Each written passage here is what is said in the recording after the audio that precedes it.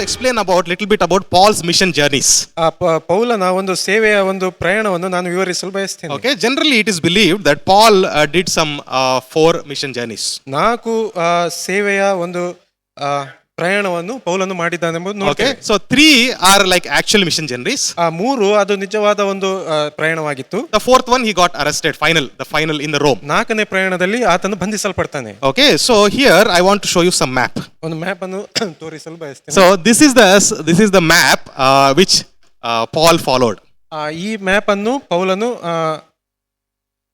ಇದರಲ್ಲಿ ನಡೆಸಿಕೊಂಡು ಹೋಗ್ತಾನೆ. Okay, so you can see here there are some colors and lines and all there, right? ಅಲ್ಲಿ ಕೆಲವು ಲೈನ್ಗಳನ್ನು ಬಣ್ಣಗಳನ್ನು ನಾವು ನೋಡ್ತೇವೆ. So if we zoom in down part, ಕೆಳಗಿನ ಭಾಗವನ್ನು ನಾವು ಮಾಡುವುದಾದ್ರೆ, so what is this place? Jerusalem is there, right? ಯೆರೂಸಲೇಮ್ ಪಟ್ಟಣವನ್ನು ನಾವು ಕಾಣ್ತೇವೆ. So we all know everything began from there. ಯೆರೂಸಲೇಮಿನಿಂದ ಪ್ರಾರಂಭವಾದ ನಮಗೆ ಗೊತ್ತಿದೆ. Okay, so there early travels of Paul is written. ಅಲ್ಲಿ ಮೊದಲನೆಯ ಪ್ರಯಾಣವನ್ನು ಬರೆಯಲ್ಪಟ್ಟಿದೆ. Okay, so Paul's journey, it is in Acts, where Acts chapter 9. Okay, ಅಪೊಸ್ತಲ ಕೃತ್ಯ 9ನೇ ಅಧ್ಯಾಯದಲ್ಲಿ from there the Paul's story is written. ಅಲ್ಲಿಂದ ಪೌಲನ ಕಥೆ ಪ್ರಾರಂಭವಾಗ್ತದೆ. So you know from Jerusalem he went to Damascus. ಯೆರೂಸಲೇಮಿನಿಂದ ದಮಸ್ಕಕ್ಕೆ ಹೋಗ್ತಾನೆ. For what purpose he was going? ಯಾವ ಉದ್ದೇಶಕ್ಕೆ ಹೋಗ್ತಾನೆ? To persecute the churches. For that purpose only he is going. ಸಭೆಯನ್ನು ಹಿಂಸಿಸಲಿಕ್ಕಾಗಿ ಆತನು ಹೋಗ್ತಾನೆ. So what happened on the way? ಆ ಮಾರ್ಗ ಮಧ್ಯದಲ್ಲಿ ಏನಾಯಿತು? Jesus met him personally, right? It's a beautiful encounter. ಯೇಸು ಸ್ವಾಮಿ ಪೌಲನನ್ನು ಸಂದರ್ಶಿಸ್ತಾನೆ. And he became a blind man. ಆತನು ಕುರುಡನಾಗ್ತಾನೆ. So you can read all that in Acts chapter 9. ಅಪೊಸ್ತಲ ಕೃತ್ಯ 9ನೇ ಅಧ್ಯಾಯದಲ್ಲಿ ಎಲ್ಲವನ್ನು ನೋಡ್ತೇವೆ. See here in the map from Jerusalem to Damascus is traveling. ಯೆರೂಸಲೇಮಿನಿಂದ ದಮಸ್ಕಕ್ಕೆ ಪ್ರಯಾಣವಾಗುವುದನ್ನು ನೋಡ್ತೇವೆ. Okay, and we read in Galatians chapter 1 verse 17. Galatia 1:17ರಲ್ಲಿ ನಾವು ಓದ್ತೇವೆ. There he says that for a brief period around 3 years he spent time in Arabia.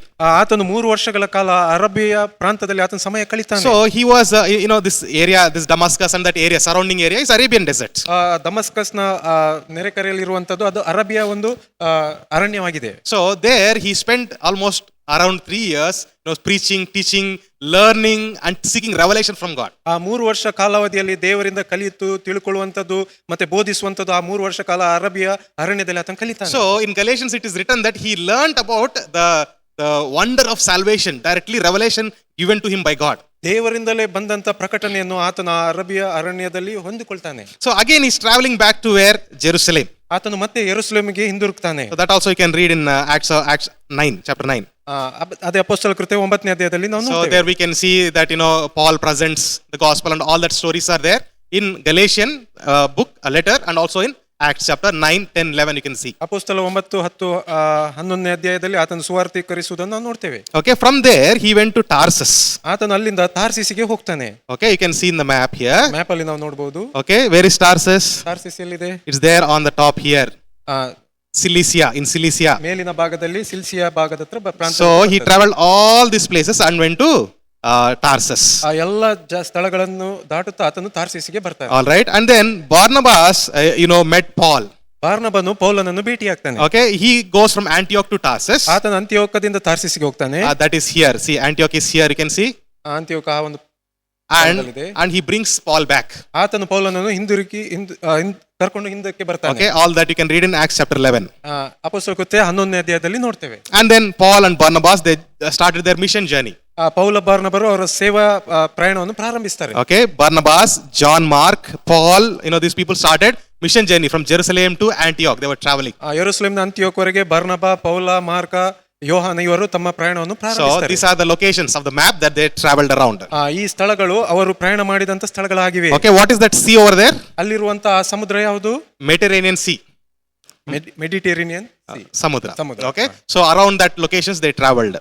ಆ ಪ್ರಾಂತಗಳಲ್ಲಿ ಅವರು ಪ್ರಯಾಣ ಮಾಡ್ತಾರೆ. So those are the initial steps of Paul. ಆತನ ಪ್ರಾರಂಭಿಕ ಹೆಜ್ಜೆ ಆಗಿತ್ತು ಪೌಲನದು. So now we see the first journey of Paul. ಪೌಲನ ಮೊದಲನೆಯ ಪ್ರಯಾಣ. Okay, in the first journey of Paul, ಮೊದಲನೆಯ ಪ್ರಯಾಣದಲ್ಲಿ we see from Antioch to Lystra, Derbe, all these places he traveled. ಅಂತಿಯೋಕಿಂದ ಲಿಸ್ಟ್ರಾ, Darbe ಎಲ್ಲ ಸ್ಥಳಗಳಿಗೆ ಹೋಗ್ತಾನೆ. Okay, at this time he did not write any letters. ಆ ಸಮಯದಲ್ಲಿ ಆತನು ಯಾವ ಪತ್ರಗಳನ್ನು ಬರೆಯಲಿಲ್ಲ. All right, so you saw here, right? So Paul, Barnabas, John Mark, they were traveling these locations, no? ಪೌಲ ಬಾರ್ನಬರು ಅವರು ಪ್ರಯಾಣ ಮಾಡಿದ ಸ್ಥಳ ನಾವು ನೋಡಿದೆವು. That is their first journey.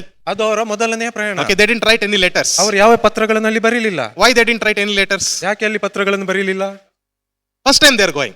still not established any churches. ಅವರು ಯಾವುದೇ ಸಭೆಯನ್ನು ಸ್ಥಾಪಿಸಲಿಲ್ಲ, ಮೊದಲನೇದಾಗಿ ಹೋಗ್ತಿದ್ದಾರೆ. Okay, so they were preaching to Jews and to Gentiles. They faced a lot of persecutions. ಅವರು ಅನ್ಯರಿಗೆ ಯಹೂದ್ಯರಿಗೆ ಸುವಾರ್ತೆ ಸಾರುವಾಗ ಅನೇಕ ವಿರೋಧಗಳನ್ನು ಎದುರಿಸ್ತಾರೆ. So until chapter 14th of Acts, you can see that. ಅಪೊಸ್ತಲ 14ನೇ ಅಧ್ಯಾಯದವರೆಗೆ ನಾವು ನೋಡ್ತೇವೆ. So in the second journey, mission journey, ಎರಡನೆಯ ಒಂದು ಸೇವೆಯ ಪ್ರಯಾಣದಲ್ಲಿ again from Antioch, Tarsus, Derbe, and all these places until Ephesus, Corinth, until those places they traveled. ಅಂತಿಯೋಕ, ತಾರ್ಸಸ್, ದರ್ಬಿ, ಕೊರೆನಿಯ ಅಲ್ಲಿವರೆಗೆ ಅವರು ಪ್ರಯಾಣ ಮಾಡ್ತಾರೆ. Okay, so these are the locations. You know the locations like Corinthians, Ephesians, and all letters are there. You know those. ಅಲ್ಲಿ locations, ಕೊರಂತ, right? ಎಫೆಸ ಪತ್ರಿಕೆಗಳನ್ನು ನಾವು ನೋಡ್ತೇವೆ. So what they are doing, every place they go, they share. They first met Jewish people, and then they shared the gospel.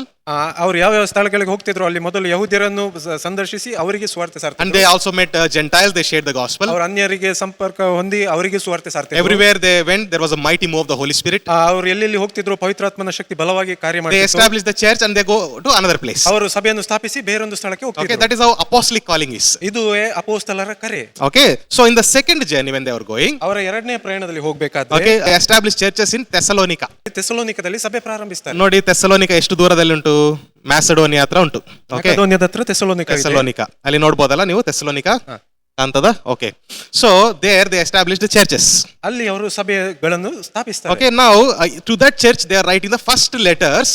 when they wrote, they were in the second journey. ಅವರು ಎರಡನೇ ಪ್ರಯಾಣದಲ್ಲಿ ಇರುವಾಗ ಅವರು ಮೊದಲನೇ ಪತ್ರಿಕೆಗಳನ್ನು ಆ ಪ್ರಾಂತದಲ್ಲಿ ಬರೀತಾರೆ. Okay, so they wrote the letters to strengthen the letters. ಅವರು ಅಲ್ಲಿ ಜನರು ಬಲಪಡಿಸಲು, ಸಭೆಗಳನ್ನು ಬಲಪಡಿಸಲು ಪತ್ರಗಳನ್ನು ಬರೀತಾರೆ. Second Thessalonians letter he wrote to avoid the confusion that people got in the first Thessalonian letter. ಎರಡನೇ ಥೆಸಲೋನಿಕದಲ್ಲಿ ಬರೆದಂತ ಸಂಗತಿಗಳು ಮೊದಲನೇ ಪತ್ರಿಕೆಯಲ್ಲಿ ಇದ್ದಂತ ಕನ್ಫ್ಯೂಷನ್ ಅನ್ನು, ಸಂಶಯಗಳನ್ನು ಹೋಗಲಾಡಿಸಲು ಬರೀತಾರೆ. Okay, praise God. So like that they were traveling all these locations. It's so wonderful when you see this map. ಈ map ನೋಡುವಾಗ ಬಹಳ ಸುಂದರವಾಗಿದೆ ಅವರ ಪ್ರಯಾಣದ ಚರಿತ್ರೆ. Okay, so they travel began from Jerusalem. It goes up to Rome. ಅವರ ಪ್ರಯಾಣ ಯೆರೂಸಲೇಮಿನಿಂದ ಪ್ರಾರಂಭವಾಗಿ ರೋಮ್ ಸಾಮ್ರಾಜ್ಯದವರೆಗೆ ಹೋಗ್ತದೆ. There is a saying, an English saying, ಒಂದು ಇಂಗ್ಲಿಷ್ ಮಾತು ಹೀಗಿದೆ, all roads lead to Rome. ಎಲ್ಲಾ ಮಾರ್ಗಗಳು ರೋಮ್ಗೆ ತಲುಪುತ್ತದೆ. Have you heard that statement? All roads lead to Rome. ಎಲ್ಲ ಮಾರ್ಗಗಳು ರೋಮ್ಗೆ ತಲುಪಿಸುತ್ತದೆ. Because in those days the entire world was ruled by Roman Empire. ಕಾರಣ ಆ ದಿನದಲ್ಲಿ ಇಡೀ ನಮ್ಮ ಭೂಲೋಕ ರೋಮನ್ ಸಾಮ್ರಾಜ್ಯದಿಂದ ಆಳ್ವಿಕೆ ಮಾಡಲ್ಪಡ್ತಿತ್ತು. Okay, before Roman Empire who were there? Roman ಸಾಮ್ರಾಜ್ಯದ ಮುಂಚೆ ಯಾವ ಸಾಮ್ರಾಜ್ಯವಿತ್ತು? Before Roman Empire, Alexander the Great, no? Greek. Okay, Greek ಸಾಮ್ರಾಜ್ಯ ಇತ್ತು. ಅದಕ್ಕಿಂತ ಮುಂಚೆ ಗ್ರೀಕ್ ಸಾಮ್ರಾಜ್ಯಕ್ಕಿಂತ ಮುಂಚೆ ಪಾರ್ಸಿ, ಮೇದಿ ಪಾರ್ಸಿ ಸಾಮ್ರಾಜ್ಯ ಇದ್ದು. ಆ ಟೈಮ್ ಅಲ್ಲಿ ನಾವು ದಾನಿಯಲ್ನ ಕಥೆ ಅದೆಲ್ಲ ನಾವು ನೋಡಿದ್ದೇವೆ, ರೈಟ್? ಸೊ ಈಗ ರೋಮನ್ ಸಾಮ್ರಾಜ್ಯ ಎಲ್ಲ ಕಡೆ ವಿಸ್ತರಿಸಿದೆ. So all roads were made for Rome, for the trade and the businesses. ವ್ಯಾಪಾರಕ್ಕಾಗಿ, ವ್ಯವಹಾರಕ್ಕಾಗಿ ಎಲ್ಲ ಮಾರ್ಗಗಳು ರೋಮಿಗೆ ಮಾಡಲ್ಪಟ್ಟಿತ್ತು. See, one thing you have to observe here, ಇಲ್ಲಿ ಒಂದು ಸಂಗತಿ ನಾವು ಗಮನಿಸಬೇಕು. timing of God is so perfect. ದೇವರ ಒಂದು ತರಬೇತಿ ಅದು ಪರಿಪೂರ್ಣವಾದದ್ದು. Even the time when Jesus came to the earth, it was so perfect. ಯೇಸು ಸ್ವಾಮಿ ಭೂಲೋಕಕ್ಕೆ ಬರುವಾಗ ಅದು ಸಮಯ ಸರಿಯಾದದ್ದಾಗಿತ್ತು. See, without the Roman Empire, ರೋಮ ಚಕ್ರವರ್ತಿ ಇಲ್ಲದೆ, today the Christian symbol we put like this, what is it? Cross symbol, right? Okay, the cross symbol won't be there. Why? Because it was a punishment used in Roman time. ಕಾರಣ ಅದು ಒಂದು ಶಿಲುಬೆಯ ಒಂದು symbol, ಅದು ಒಂದು ಮರಣದ ಒಂದು ಶಿಕ್ಷೆ ಆಗಿತ್ತು. Okay, so and the roads were made such a way that all these mission journeys were possible. They were made possible. ಆ ಮಾರ್ಗ ಎಷ್ಟು ಅನುಕೂಲವಾಯ್ತು ಹೇಳಿದ್ರೆ ಸುವಾರ್ತೆ ಸಾರಲಿಕ್ಕೆ, ಬಹಳ ಸುವಾರ್ತೀಕರಿಸಲಿಕ್ಕೆ ಅನುಕೂಲವಾಯಿತು. Through the seas, through the roads, everywhere. ನೀರು ಮಾರ್ಗದಲ್ಲಿ ಮತ್ತೆ ನಾವು ಬಯಲು ಎಲ್ಲ ಮಾರ್ಗಗಳಲ್ಲಿ. So that's how one of the apostles came to India also. ಈ ಕಾರಣದಿಂದ ಒಬ್ಬ ಅಪೊಸ್ತಲನು ನಮ್ಮ ಭಾರತ ದೇಶಕ್ಕೆ ಬಂದರು. Why? Because all roads connected to where? Rome. ಕಾರಣ ಎಲ್ಲ ಮಾರ್ಗಗಳು ಅದು ರೋಮಕ್ಕೆ ಅದು ಸೇರ್ತಿತ್ತು. So now in the third mission journey, ಮೂರನೆಯ ಸೇವೆಯ ಪ್ರಯಾಣದಲ್ಲಿ, okay, in the third mission journey again they started from Antioch, Galatia, Phrygia, Ephesus, Macedonia, Corinth, all these places they traveled again. ಮತ್ತೆ ನಾವು ನೋಡ್ತೇವೆ ಗಲಾತ್ಯ ಮತ್ತೆ ಕೊರಿಂಥಿಯ, Ephesus, ಈ ಎಲ್ಲ ಸಂಗತಿಗಳು ಮೂರನೆಯ ಪ್ರಯಾಣದಲ್ಲಿ ಹೋಗ್ತಾರೆ. Okay, so from there they are writing letter to the churches that they established in the second mission journey. That is Corinthian church and the Romans church. They did not establish, but it was already formed. So he is writing a letter to that church. ಆತ ಮೂರನೇ ಪ್ರಯಾಣದಲ್ಲಿ, ಎರಡನೇ ಪ್ರಯಾಣದಲ್ಲಿ ಮಾಡಿದಂತ ಸಭೆಗಳಿಗೆ ಆತನ ಪತ್ರಿಕೆಗಳನ್ನು ಬರೀತಾರೆ. Okay, so these letters were written, 1 Corinthians, 2 Corinthians, Romans, Galatians. These letters were written when? In the third mission journey. ಒಂದನೇ ಕೊರಂತಿ, ಎರಡನೇ ಕೊರಂತಿ, ಗಲಾತ್ಯ, ಈ ಎಲ್ಲ ಪತ್ರಿಕೆಗಳು ಮೂರನೆಯ ಸೇವಾ ಪ್ರಯಾಣದಲ್ಲಿ ಬರೆಯಲ್ಪಟ್ಟಿತು. So in every journey, he wrote letters to the previous journey, people whom they met and made churches. To those churches, they are writing the letters. ಅವರು ಯಾವ ಸಮಯದ ಪ್ರಯಾಣ ಮಾಡ್ತಿದ್ರು, ಅವರು ಹಿಂದಿನ ಪ್ರಯಾಣದ ಊರುಗಳಿಗೆ, ಸಭೆಗಳಿಗೆ ಅವರು ಪತ್ರಿಕೆಗಳನ್ನು ಬರೀತಿದ್ರು. Praise God. So finally coming to the fourth mission journey. ನಾಲ್ಕನೆಯ ಸೇವೆಯ ಪ್ರಯಾಣ. So here, Paul was actually in 2 years of prison. ಇಲ್ಲಿ ಪೌಲನು 2 ವರ್ಷ ಸೆರೆಯಲ್ಲಿ ಇರ್ತಾನೆ. ಸಿಸೇರಿಯಾ ಪ್ರಾಂತದಲ್ಲಿ. ಸಿಸೇರಿಯಾ ಪ್ರಾಂತ ಇದೆ. ಇಲ್ಲಿ ನಾವು ನೋಡಬಹುದು ಜೆರುಸಲೇಮ್, ಜುಡಿಯಾ, ಸಿಸೇರಿಯಾ ಅಲ್ಲಿದೆ. ಅಲ್ಲಿ ಯೆರೂಸಲೇಮ್, ಜೂದಿಯಾ ಮತ್ತು ಸಿಸೇರಿಯಾ ಪ್ರಾಂತದಲ್ಲಿ 2 ವರ್ಷ he was imprisoned. ಆತನು 2 ವರ್ಷಗಳ ಕಾಲ ಸಿಸೇರಿಯಾ ಪ್ರಾಂತದಲ್ಲಿ ಸೆರೆವಾಸವಾಗಿದ್ದ. So from there they went to Sidon, Myra and Creta, Malta. Sidon, Creta, Malta ಈ ಪ್ರಾಂತಗಳಿಗೆ ಆ ಸಮಯದಲ್ಲಿ ಅವರು ಹೋಗ್ತಾರೆ. All right. So he was imprisoned when Paul was imprisoned in Rome. ಆತನು ಸೆರೆಯಿಂದ ಬಿಡುಗಡೆ ಹೊಂದಿದಾಗ, ಸೆರೆಮನೆಯಲ್ಲಿ ಇರುವಾಗ he started to write some letters. ಆತನು ಕೆಲವು ಪತ್ರಿಕೆಗಳನ್ನು ಬರೀತಾನೆ. And these letters are extremely powerful. ಆ ಪತ್ರಿಕೆಗಳು ಬಹಳ ಬಲವುಳ್ಳದಾಗಿತ್ತು. You know the very famous letter of Paul, when we explain about how Paul can write a letter, we always take that letter. That letter is Ephesians letter. ನಾವು ಎಲ್ಲ ಪೌಲನು ಬರೆದಂತ ಶ್ರೇಷ್ಠ ಪತ್ರಿಕೆಗಳಲ್ಲಿ ಎಫೆಸ ಪತ್ರಿಕೆ ಕೂಡ ಒಂದಾಗಿದೆ. Okay, so he wrote that letter from prison. ಆ ಎಫೆಸ ಪತ್ರಿಕೆಯನ್ನು ಆತನು ಸೆರೆಮನೆಯಲ್ಲಿರುವಾಗ ಬರೀತಾನೆ. At the same time he wrote Philippians, Colossians also. ಆತನು ಫಿಲಿಪಿಯವರಿಗೆ, ಕೊಲೊಸ್ಸೆಯವರಿಗೆ ಕೂಡ ಪತ್ರಗಳನ್ನು ಬರೀತಾನೆ. And this Philemon also he wrote at that time. ಫಿಲೋಮೋನ್ ಪತ್ರಿಕೆ ಕೂಡ ಆ ಸಮಯದಲ್ಲೇ ಬರೆದಿರುವಂತದ್ದು. So these are called as prison letters. ಈ ಪತ್ರಿಕೆಗಳು ಸೆರೆಮನೆಯ ಪತ್ರಗಳು ಎಂಬುದಾಗಿ ಕರೀತಾರೆ. All these letters were sent through one person called Tychicus. ಟಿಕಿಕಸ್ ಎಂಬ ಒಬ್ಬ ವ್ಯಕ್ತಿಯಿಂದ ಈ ಪತ್ರಗಳನ್ನು ಪೌಲನು The ಕಳುಹಿಸಿಕೊಡ್ತಾನೆ. name Tychicus comes in all these letters. ಟಿಕಿಕಸ್ ಎಂಬ ಈ ವ್ಯಕ್ತಿ ಎಲ್ಲ ಪತ್ರಿಕೆಗಳಲ್ಲಿ ಬರ್ತಾನೆ. Because he is the one who's carrying these letters. ಕಾರಣ ಈ ಪತ್ರಗಳನ್ನು ಆ ವ್ಯಕ್ತಿಯೇ ತೆಗೆದುಕೊಂಡು ಹೋಗಿರುವಂತದ್ದು. It is said that Tychicus along with Onesimus or ಒನೇಸಿಮಸ್ ಹೆಸರು ಒನೇಸಿಫೋರ್ ಎಂಬುದಾಗಿ ಕೂಡ ಬರೆಯಲ್ಪಟ್ಟಿದೆ. ಒನೇಸಿಮಸ್ ಮತ್ತೆ ಟಿಕಿಕಸ್ ಈ ಇಬ್ಬರು ಕೂಡ ಈ ಲೆಟರ್ಸ್ ಎಲ್ಲವನ್ನು ತಗೊಂಡೋಗಿ ಒಂದೊಂದು ಚರ್ಚಿಗೆ ಕೊಡ್ತಾ ಹೋಗಿದ್ರು. ತುಕೀಕನು ಮತ್ತು ಒನೇಸಿಮನ್ ಒಟ್ಟಿಗೆ ಸೇರಿ ಅವರು ಪೌಲನು ಕೊಟ್ಟ ಪತ್ರಿಕೆಗಳನ್ನ ಆಯಾಯ ಸಭೆಗಳಿಗೆ ಅವರು ಕೊಡ್ತಾ ಇದ್ರು. All right, praise God.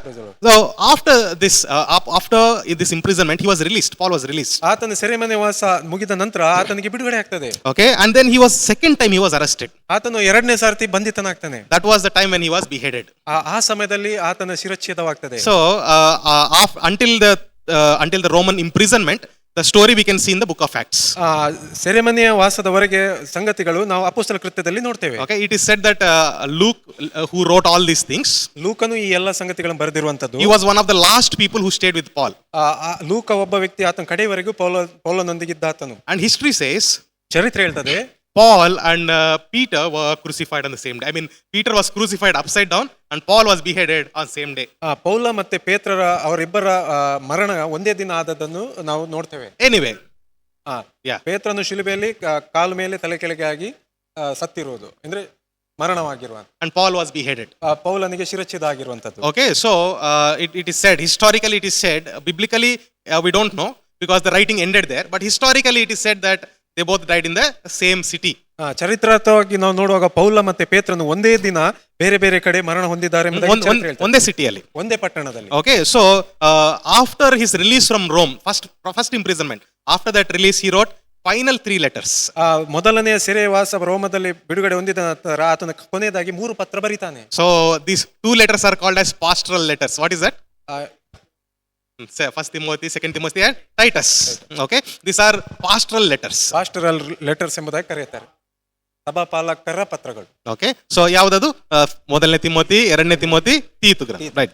Okay, so these are the final letters he's writing, and before his execution in Rome, these are the final goodbyes he's writing. ಆತನ ಮರಣ ದಂಡನೆ ಹೊಂದುವ ಮೊದಲು ಆತನು ಕೊನೆಯದಾಗಿ ಬರೆದಂತ 3 ಪತ್ರಿಕೆಗಳು. Okay, so these maps I'll put in the prayer group. You can see it is very amazing if you learn in this way.